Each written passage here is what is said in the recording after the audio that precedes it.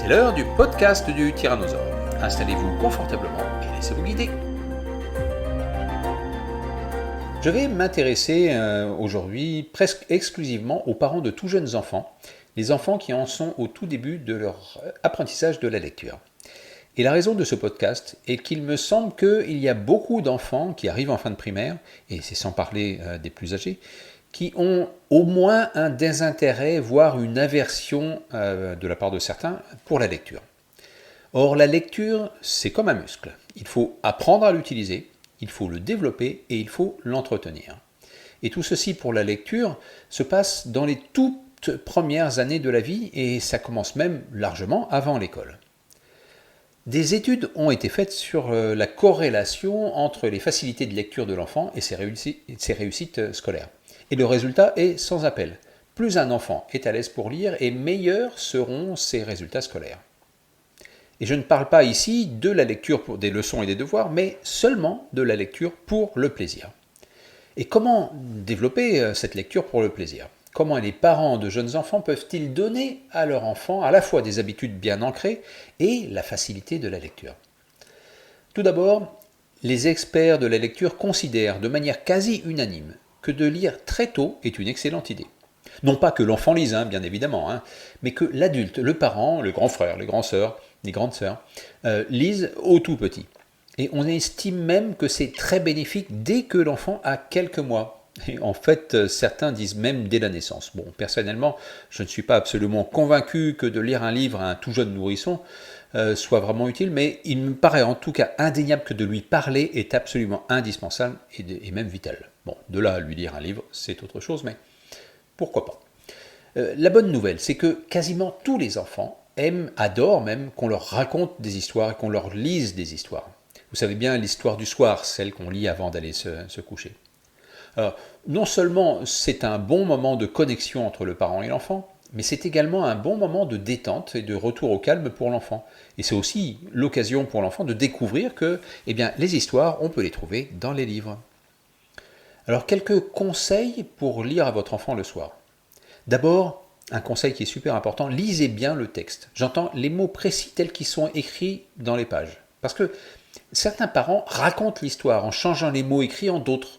Alors, bien sûr, c'est possible, à condition de différencier les moments de lecture et les moments de commentaires que vous pourriez faire. Parce que sinon, comment l'enfant peut-il comprendre que ces drôles de formes qu'il voit sur le livre, ces assemblages de lettres mystérieuses, comment comprendre que ces formes représentent toujours le même son et toujours la même idée ? Si le son change quand on lit, entre guillemets, quand on lit le même mot, ça ne fait que faire de la confusion pour l'enfant, il ne peut pas comprendre. Alors lisez simplement les mots tels qu'ils sont écrits, ou sinon racontez, mais dans deux épisodes, de deux façons différentes. Quand l'enfant grandit et commence à aller à l'école, il va découvrir ce que veulent dire les lettres et les mots et comment décoder ce qui est écrit. Et petit à petit, il va acquérir la capacité de lire par lui-même. Alors, disons tout de suite que certains risquent de ne pas arriver à faire du décodage phonologique. C'est pourtant sur ce principe qu'a été créé notre alphabet et que beaucoup d'apprentissages de la lecture sont logiquement organisés. Mais certains enfants sont réfractaires à ça. Pour un enfant qui aurait du mal avec le décodage phonologique, c'est-à-dire le B-A-B-A, tout simplement, pas de souci. Ron Davis a développé dans les années 80 une méthode qui permet de s'affranchir de l'apprentissage de ce décodage et donne à l'enfant le moyen d'arriver à lire sans avoir à passer par toutes ces règles d'assemblage et de graphèmes en phonèmes, puis en mots, puis en idées. Cette méthode, la méthode Davis, j'en parle dans d'autres podcasts. Donc je ne vais pas m'étendre dessus dans ce podcast. Et quand l'enfant commence à lire, il est très tentant de le laisser faire. Ce qui est très bien, mais il est tentant aussi de le pousser à faire le plus possible par lui-même. Or, à ce niveau, l'enfant n'est pas encore un expert en lecture. Forcément, il est en cours d'apprentissage, et la lecture reste encore pour lui fatigante et lente. Si le parent commet l'erreur de dire ou de faire sentir à son enfant que « ça y est, tu es grand, tu peux lire tout seul, je ne lis plus avec toi », l'enfant sera devant une difficulté potentiellement insurmontable et risque de se décourager. L'ennemi numéro 1 du plaisir, c'est l'échec. L'ennemi numéro 1 du plaisir, c'est l'échec. Et il y a une grande différence entre devoir et pouvoir. Et à ce stade, l'enfant peut lire tout seul. Mais ça ne veut pas dire qu'il doit tout lire tout seul. C'est une grosse différence et ça mérite d'y porter son attention. La lecture du soir reste toujours un moment de partage et d'échange.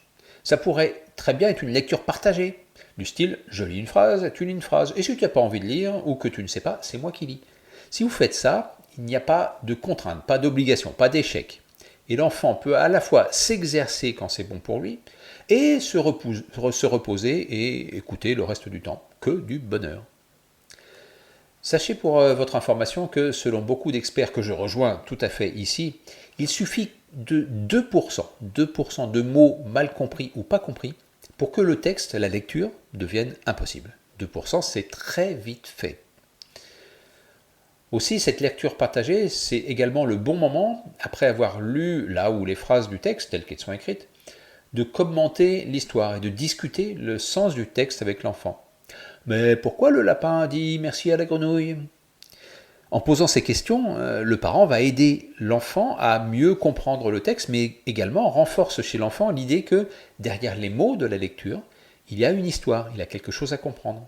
Alors comme dit la pub, c'est facile, c'est pas cher et ça rapporte gros.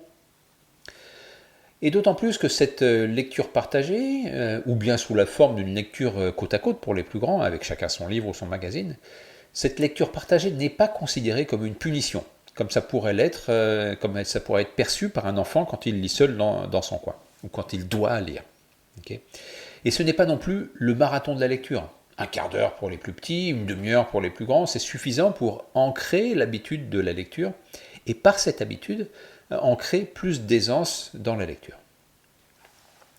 Alors quelques petits conseils, ou au moins quelques petites astuces pour terminer.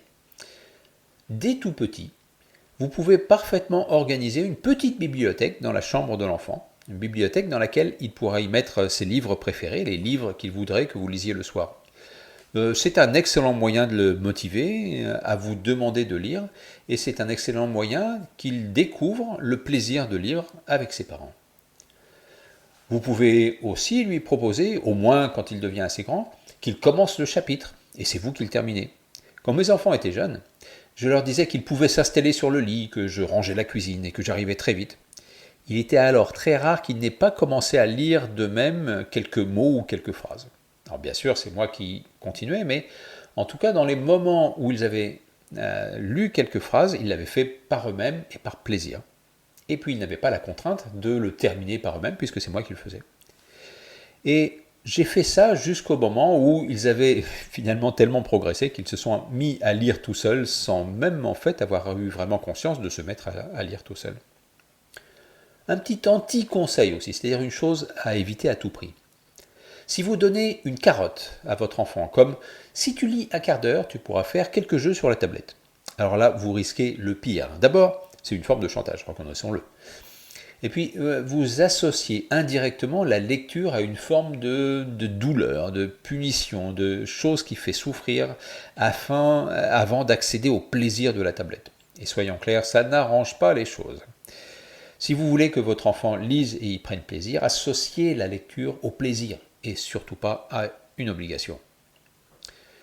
Dernière petite piste, la plupart des enfants, dès 7-8 ans, sont tout à fait capables de comprendre et d'apprécier des livres plutôt volumineux, comme par exemple Harry Potter. Mais ils sont encore incapables de lire autant de pages, ou en tout cas, ils risquent d'être découragés par le pavé qu'est le livre. Alors en lisant avec eux, en lisant pour eux, vous leur faites un cadeau d'une immense valeur. Le plaisir de lire et le plaisir d'écouter l'histoire et de découvrir. Et vous verrez que ce plaisir-là, ça va les pousser à lire par eux-mêmes plus tard. Allez, je vous laisse, je vais aller ouvrir mon livre maintenant. À bientôt. Vous avez aimé ce podcast ? D'autres parents et d'autres enfants auraient peut-être envie de le connaître. Alors, aidez-nous, mettez un petit pouce vers le haut, mettez un petit like, mettez un commentaire, cela nous aide à transmettre l'information. Merci de votre attention et à la semaine prochaine pour un nouveau podcast.